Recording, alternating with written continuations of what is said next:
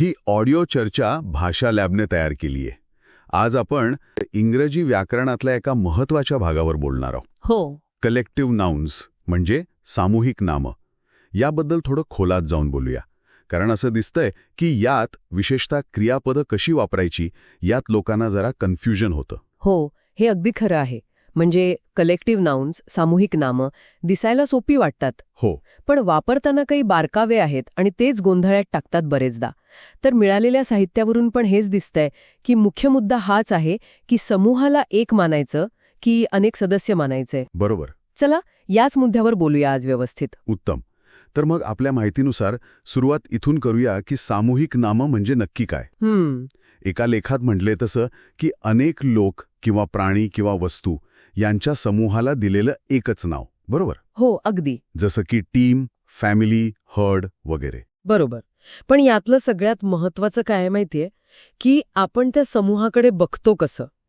अच्छा. म्हणजे तोच समूह एक युनिट म्हणून एकच संधपणे काही करतोय का, की त्या समूहातले जे सदस्य आहेत ते आपापल्या परीने स्वतंत्रपणे काही करत आहेत. ओके.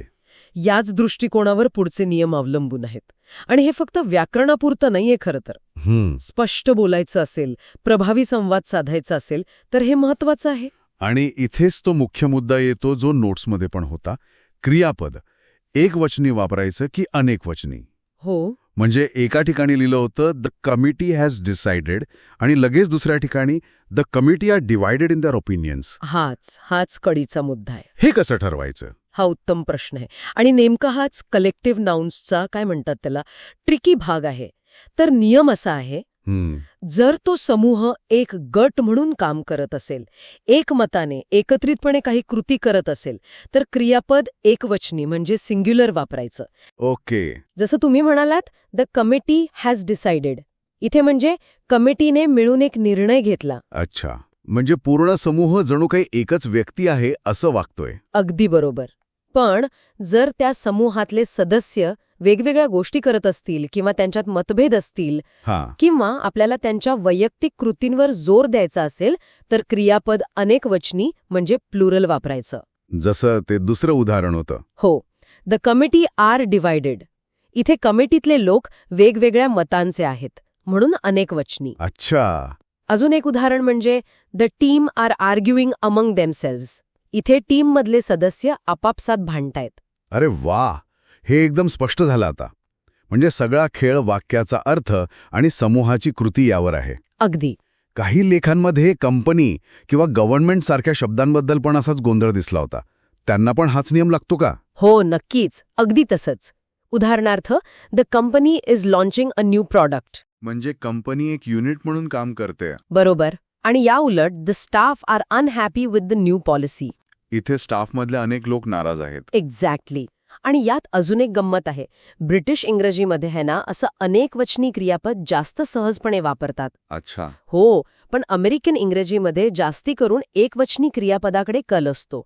हा एक छोटासा फरक आहे पण लक्षात घेण्यासारखा. इंटरेस्टिंग. बरं, अजून एक मुद्दा होता नोट्समध्ये की ही कलेक्टिव्ह नाउन्स ठरलेली असतात. म्हणजे आपण मनाने नवीन नाही बनवू शकत. हो. जसं अ कलेक्शन ऑफ लायन्स असं नाही चालणार.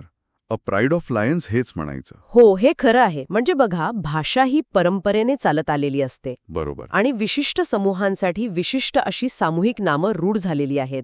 जसं तुम्ही म्हणालात अ प्राईड ऑफ लायन्स किंवा a herd of elephants, a flock of sheep, a school of fish. हो. अर्थात ग्रुप हा शब्द बऱ्याच ठिकाणी चालतो. म्हणजे अडलं तर ग्रुप म्हणू शकतो. पण जास्त अचूक बोलायचं असेल किंवा भाषेला सौंदर्य आणायचं असेल तर योग्य कलेक्टिव्ह नाउन वापरणं चांगलं. बरोबर. तुमच्या एका सोर्समध्ये वन्यजीवनावरच्या लेखात याचा उल्लेख होता बघा.